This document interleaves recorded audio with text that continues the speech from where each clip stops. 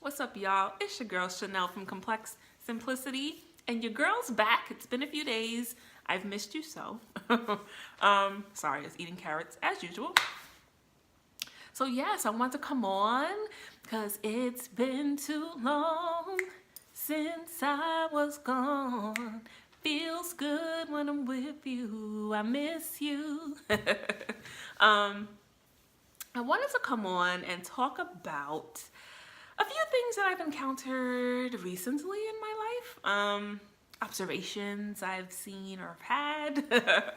I know everybody's like, oh boy, what's she fitting to talk about? I was gonna do a candid talk with Chanel on this, but I was like, you know what? Let's make it a full-on vlog, right? And so the topic is about saving our friends, saving our loved ones, saving one another, right? Sometimes I feel like there are two types of people in this world. One, the kind of person who wants to save everyone, right? The kind of person who, if they see their friend going down a questionable or concerning road, you're quick to want to save them. If you see that, or you feel that your friend won't be able to handle a certain situation, you want to save them. And then there's another type of person who, you ever heard that saying? I'm probably going to botch it up because I do that from time to time.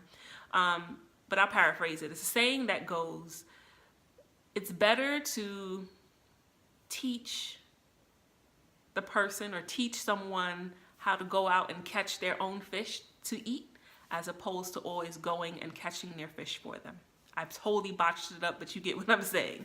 And I feel like there's the type of person in this world that's more of, I will be here to help you, to teach you, to empower you to be able to hold your own in most scenarios or cases, as opposed to always being the one to hold your hand and save you through it all, right?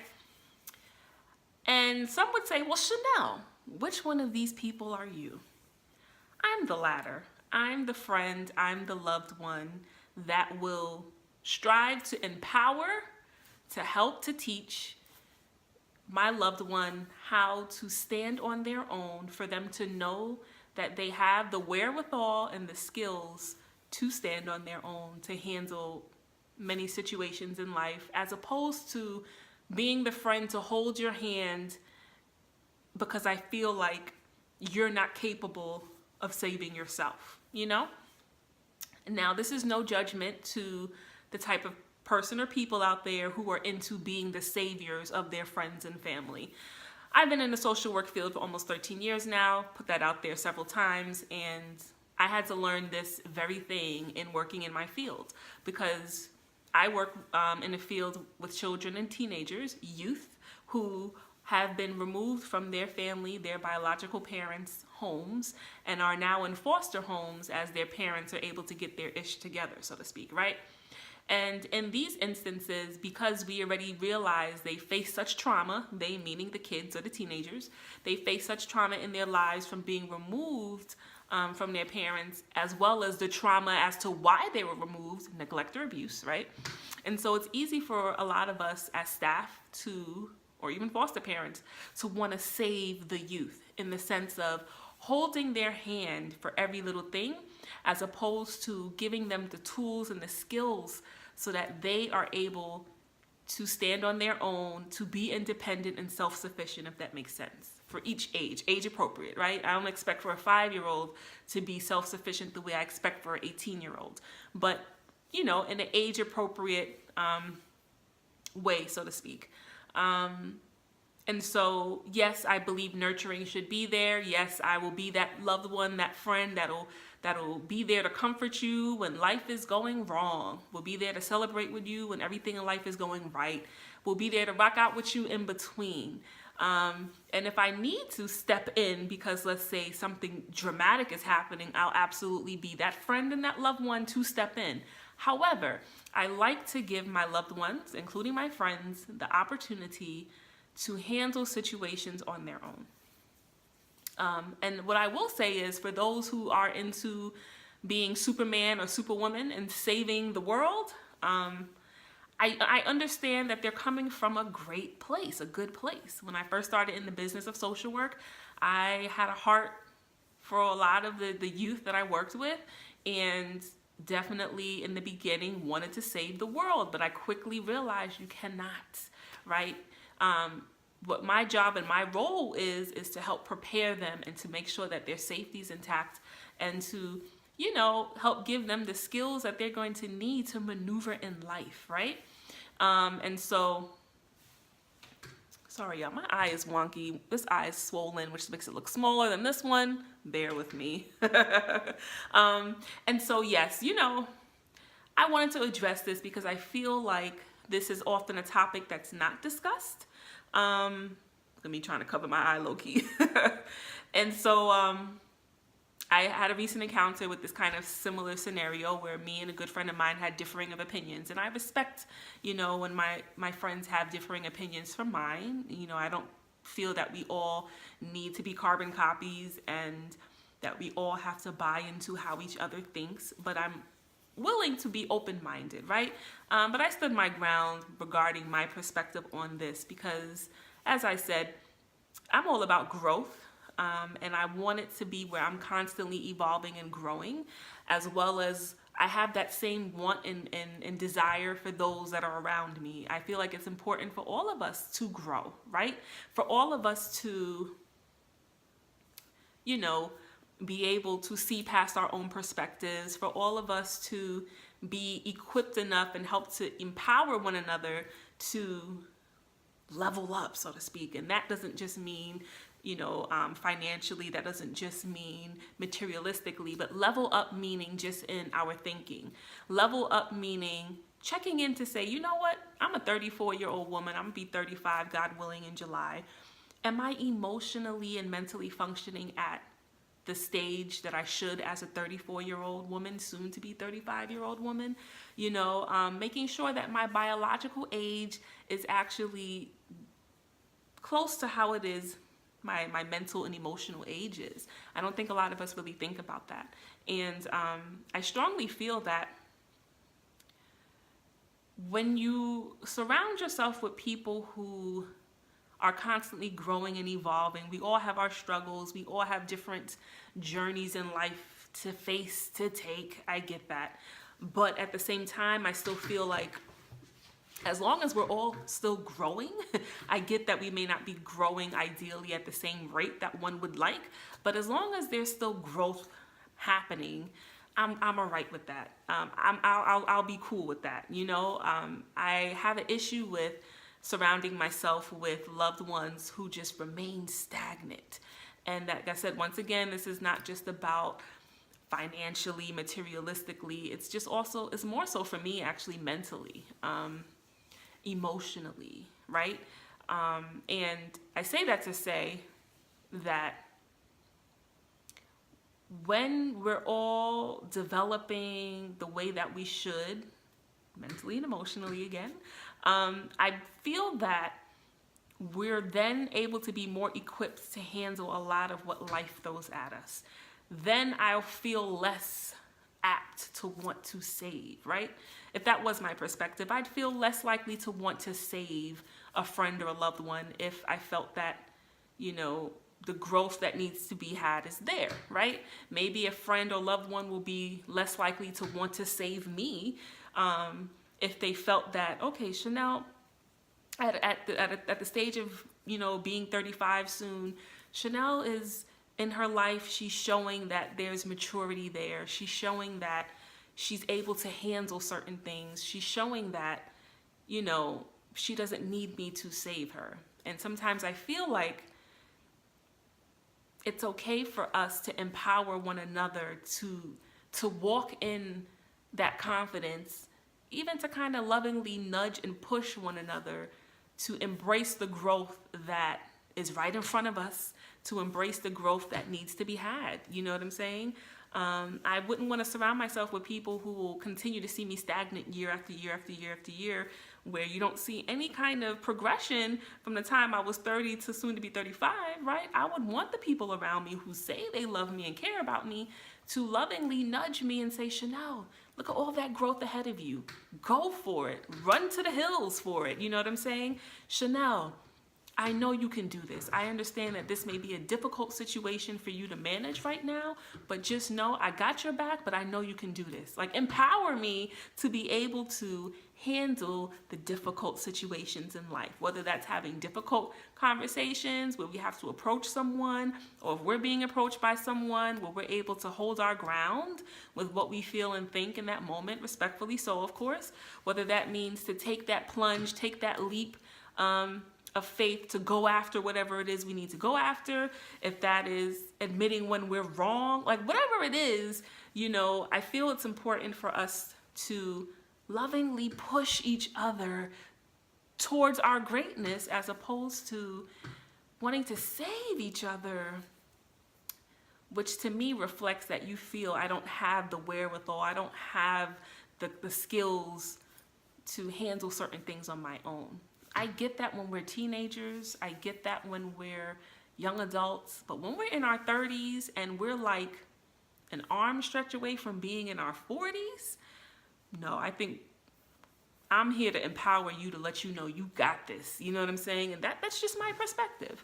You know, for those who are the saviors out there with their capes, you know, you may feel strongly and feel differently than what I'm saying. But that's kind of how I see things with that. And so I just want to encourage you out there, for those who are more apt to be the saviors and for those who are more apt to be saved, you know, maybe we should think about empowering each other, helping each other to get the skills to be able to stand on their own. Because the truth of the matter is, the way life works, you're not going to always have someone to the right or to the left of you there to help you. There are times where it's meant for us to be on this journey alone and to figure it out by ourselves with God's help. It's not always going to be where someone's going to be able to save the day for us and handhold us through difficulties in life. There are a lot of times where God may allow for us to have to go through something to force us to grow to where it is we're supposed to be. And just wanted to put that out there, you know. Once again, no judgment to those who feel like they need to save. But this may even go for parents. I think it's important to give your children, give your family the tools and the skills they'll need to be self-sufficient, so that they don't have to be dependable, so that they don't have to be codependent, so we're not enabling them to not live to their fullest potential. So I wanted to put that out there. And so, yes, just the observation that I had and the conversation that I had recently that I felt was vlog worthy, you know, and even controversial in some ways, because there are a myriad of opinions that could be had on this topic. Also just want to continue to encourage everyone out there to still go balls to the wall and live your life. I know it's very easy for us to want to live by other people's opinions. It's very easy for us to want to, you know, maybe not fully be real and transparent because maybe our loved ones may not agree with our life decisions. And I get that. Sometimes our loved ones can see things that we may not be able to see. But I've always been big on, but I only have one life to live, and I have to be able to live it how I see fit, right? And there were even points in times in my early 20s when I had that pushback even with my parents. You know, I'd gone away to school for 4 years, had a lot of freedom, came back home. I always had freedom. One thing I give my parents is they were never hawking me. They always gave me age-appropriate freedom. But it's different when you're in college and you're on campus for your whole time there, and then you move back home and you're having to answer to your whereabouts that you wouldn't have to answer to while you're on campus at college, right? And so once I moved back home and got a job, the very job I'm still at now, I had to, you know, understand where my parents were coming from. And as far as living under their roof, there were certain things that they weren't going to be okay with. And they had to understand my perspective of, I'm embracing my full independency, and felt that it was time for me to move out and live life on my own terms. Whether I'm effing up, whether I'm doing amazing things, whether I'm in between, I needed to live life on my terms. They had already done their job, right? They had already raised me the best that they could, which to me was they did a phenomenal job. And it was to the point where it was time for me to be able to have to tough it out and live life on my terms. And thankfully, one of my closest girlfriends at the time was going through the very same thing with her mom, and we were both kind of complaining and venting about it on the phone with one another one night, and made the decision to move in together. And that's how I moved out of my parents' house at the age of 23. And so, you know, just to encourage her out there, for any of you who may feel, because I do know a lot of people, quite a few of my girlfriends are well in their 30s and still live, you know, with family members or with parents. Times is hard out here, I get it, right? But there are times where you may feel like your style is a little bit cramped, right? You know, where you may not really be living life on your terms. You're living it based off of the expectations your family may have of you, other loved ones, even friends. You know, I've experienced where just because I may make different life decisions than my friend would, it may be easy for her to look at me like, or maybe because we all grew up in the church or went to a Christian college, I might have decided to make other decisions for my life that my friend or friends could have been like, but that's not what we do as Christians. You know what I'm saying? And I get it, but you gotta live life on your own terms. At the end of the day, I'm the one that has to stand before God and answer for the choices and decisions I made in my life, what I did with the time that I had, right? Each of us have to do that. And so, at least my belief is. And so, if that's the case, let me own and deal with certain things because I wanted to do it, right? Let me live the life that maybe even in the Christian world say I should because I want to, not because everyone else wants me to, right? Even for those who are Christians out there, comes a point in time where our Christianity has to become real for us. It can't be because we grew up in the church, it's real. Because our parents taught us to be Christians, it's real. Like, we have to know within our soul that Jesus is real and this is the life that we want to live. And a lot of times it's going to be challenged. I'll speak for me. I made decisions that were outside of what, you know, Christians might have approved of or what God might have even really approved of. And I'll have to answer to that when it's my turn to stand before the judgment seat. But, you know, either way, I feel strongly those were decisions I had to make for my life, right?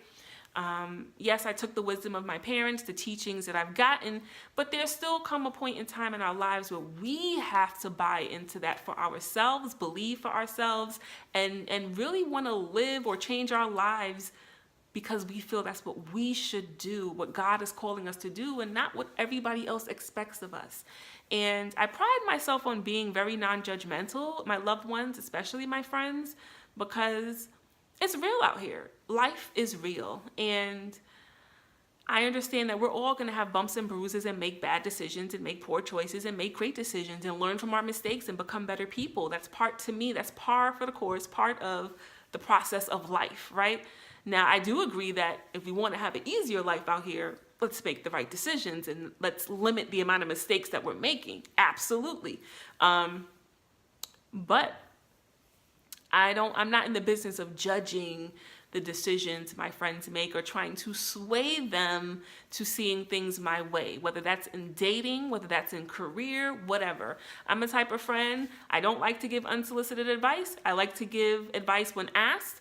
And there are those times though in life, unsolicited advice has to be given, but I'll put it out there and then I back up, you know. If this is what you decide to do, know that these are the risks that come with that. These are the gains that come with that. You have to figure out for yourself what you can handle and what path you should go down. I'm that kind of friend, not the friend that's going to be like, you know, I'm the friend that'll be like, are you sure about that? Did you really think this through? What's the basis of this? I'm not going to be like, girl, don't do that. How could you? Girl, you shouldn't. Don't date him. He shouldn't.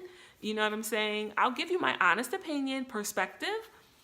think I'm pretty wise, but it's not my job to make anyone feel like they have to do certain things because that's my perspective, or that my way is the way, or how I see the world is the best way to see the world, you know? And I think us as humans kind of do that a lot, where we want people to see things our way. Some of us can't see past our noses. It's like the world is one way, black and white, and everybody has to see it that way, and that's not reality, you know?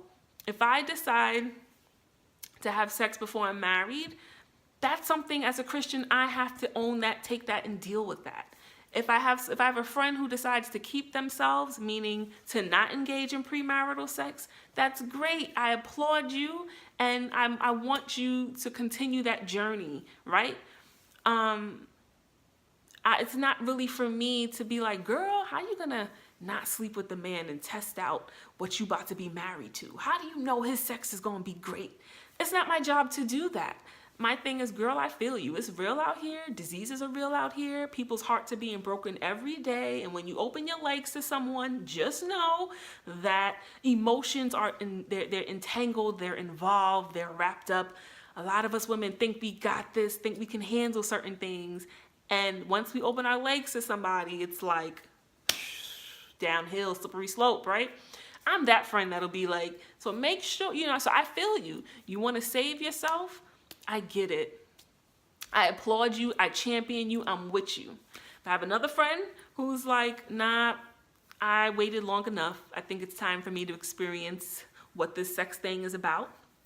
I'll say, are you sure this is what you want to do? I just want to put out there to you what the risks are with having casual sex or having sex with someone who the commitment is not there. I also, you know, just want to make sure that you're going to be aware as much as you can be of what you're possibly getting yourself into. You know what I'm saying? What comes with this road. I'm that friend. I'm not going to be the one to tell you you shouldn't, don't, this or that. That's your choice and your decision to make. Like I said, we're in our 30s. A lot of my peers are in their 30s to their 50s, right? People I deal with at my job, people I deal with in my personal world, in life in general, are normally people 30s to 50s, right? Where I'm having frequent conversations about life stuff. And, you know, we're grown, you know what I'm saying? But if you ask my honest opinion, I will give it to you. I will say, maybe based off of some experiences I've had in my life, I probably would have chose differently because of this, or no, I would have repeated things the same way I did years ago. You know, I'll be real about it. And so just to put it out there for us to just be a little cognizant, and to understand we all have different paths and experiences to take in life. And it's not our job to judge if someone is willing to do something that we're not willing to do. If someone's willing to date someone who we wouldn't be willing to date, the only time I'll be like, absolutely not, is if I know this person is abusive in some way, right? Abusive could mean physically, emotionally, mentally, or if this person I know is cheating on you or things of that nature. I'm gonna be real with you, because if you're my peoples, where we're cool like that, we're tight like that, I'm always gonna be real, right?